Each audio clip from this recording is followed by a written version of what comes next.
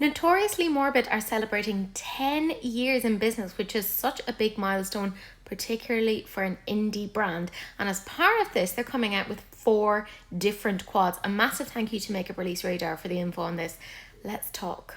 Now, I've never actually tried Notoriously Morbid, but oh my goodness, this is making me feel things because all of these palettes are musically themed, and I don't know who the owner is, but I think we might have very, very similar musical taste, because the first one that came up was Love Like Winter, which, if you don't know, is an album by AFI, which is a fire inside.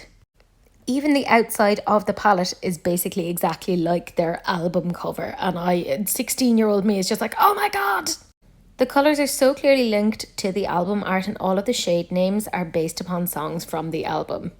And this is the only one that they've actually given some swatches for, and oh god, kinda love it. Like, excuse me, it's fabulous. All of these, by the way, are coming out June 23rd at 1 p.m. EST. But as I said, they do have 4 quads coming out, and this is the second one that they revealed. And hands up if you know what this is all about. Yeah, it's Paramore, and it's their Misery Business album. And actually the shades that they've chosen here make so much sense, because they're kind of linked to the colours that were on the original album cover, which was all like orange. It was, I think the album was called Riot. Now, in this case, they haven't used the exact album cover. They've kind of done their own thing with it, which I actually really appreciate. I think it's quite cool. The colours here are absolute perfection. They make so much sense with the original album, which was Riot. But what we're seeing here is they haven't actually called the shades after songs. They've actually called them after lyrics. So for instance, in the top right hand corner, it's That's What You Get, which is from the song That's What You Get When You Let Your Heart Win, which, by the way, love.